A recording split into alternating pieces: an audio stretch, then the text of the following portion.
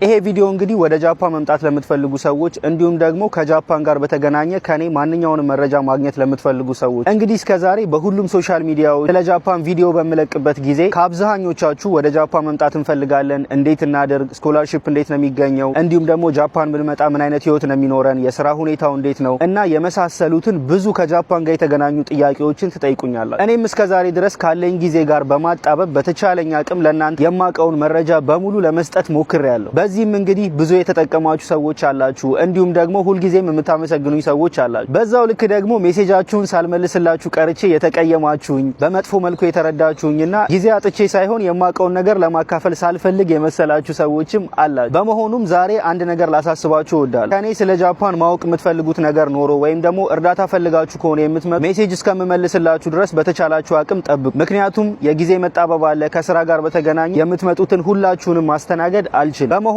እንደ አማራጭ ግን ለኮንሰልቴሽን አፎርድ ማድረግ የምትችሉ ከሆነ እዚህ ጋር አንድ የቡኪንግ ዌብሳይት ሰርቼላችኋለሁ። እዛ ዌብሳይት ላይ ገብታችሁ ኮንሰልቴሽን ቡክ ብታደርጉ ስለ ጃፓን ማወቅ የምትፈልጉትን ማንኛውም መረጃ ማግኘት የምትችሉ ይሆናል ማለት ነው። አሁንም በተቻለኝ አቅምና ባለኝ ጊዜ ሁሉ መርዳት የምችላችሁን ሰዎች በሙሉ ለመርዳት እሞክራለሁኝ። አፎርድ ማድረግ የማትችሉ ሰዎች ብትሆኑ ሜሴጅ መላካችሁን እንዳታቆሙ። ምክንያቱም በተቻለኝ አቅም ባገኘሁት ሰዓት ሁሉ እናንተንም ለመርዳት እሞክራለሁኝ። አመሰግናለሁ።